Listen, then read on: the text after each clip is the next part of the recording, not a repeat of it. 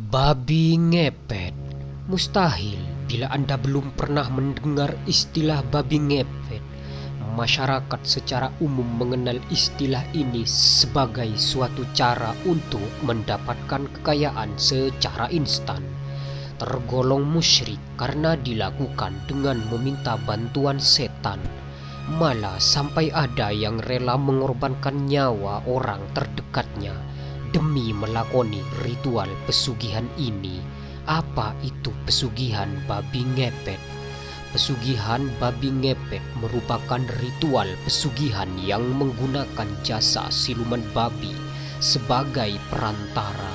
Praktek ini lebih banyak terjadi di Pulau Jawa karena memang ada beberapa lokasi yang konon dapat dijadikan tempat melakukan perjanjian dengan sang siluman. Sama-sama ingin menjadi kaya, sebenarnya pesugihan babi ngepet malah lebih ribet daripada membuka usaha. Tetapi anehnya ya tetap saja ada yang mau melakukannya, bahkan sampai menumbalkan anaknya sendiri.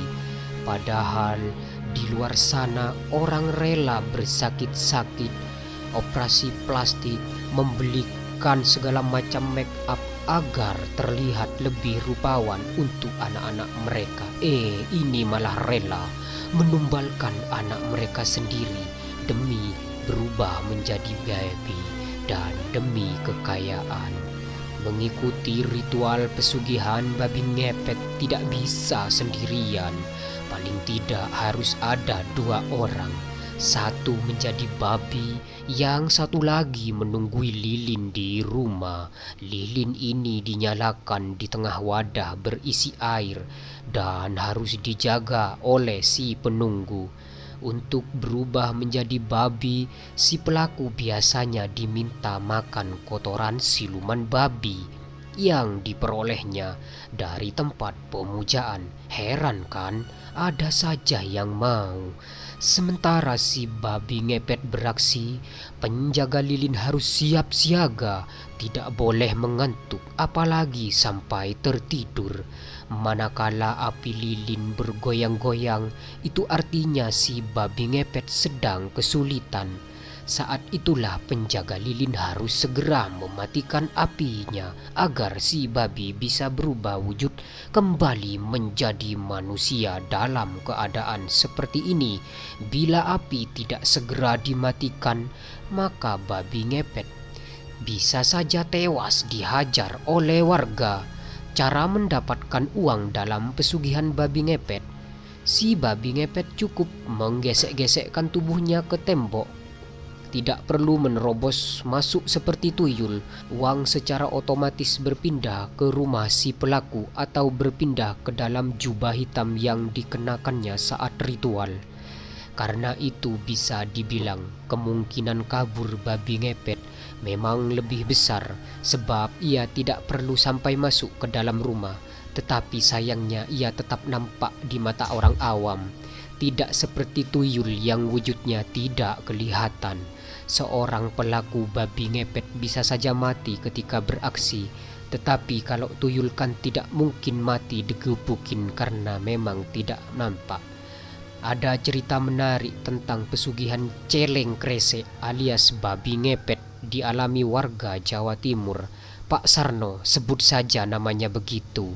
Semula hidup sederhana bersama keluarga.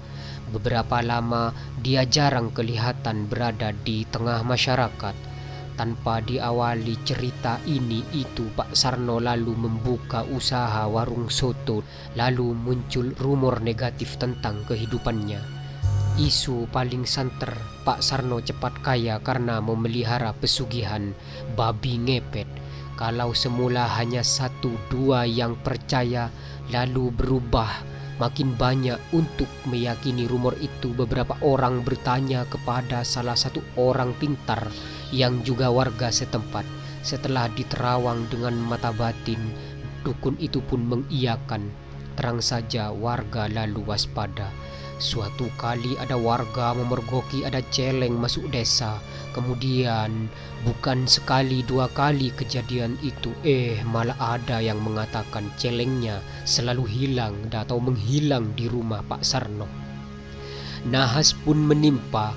Celeng kresek atau babi ngepet itu bisa ditangkap ramai-ramai, terang saja langsung dicacah-cacah bahkan dibakar oleh warga.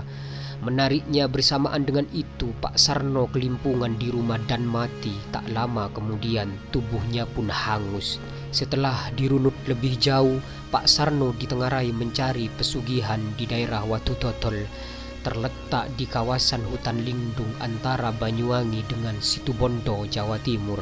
Siapa saja yang bisa mendapat pesugihan celeng kresek atau babi ngepet di situ, tapi harus kuat puasa ngebleng selama 3 hari di Watu Totol.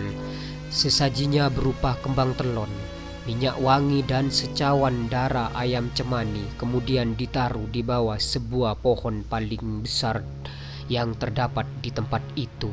Setelah dibacakan mantra panggilan, ada orang yang bisa membantu baca mantra di sekitar itu. Kalau doanya terkabul, celeng gaib itu akan muncul.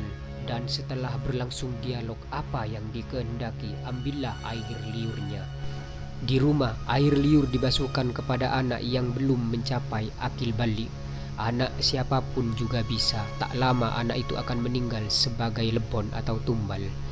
Kalau hal itu tidak terpenuhi, maka yang bersangkutan sendiri yang mati. Tapi bila sudah ada lebon, celeng kresek atau babi ngepet, akan membantu mencari uang setiap 35 hari sekali. Babi ngepet atau celeng kresek harus diberi sesaji ayam cemani.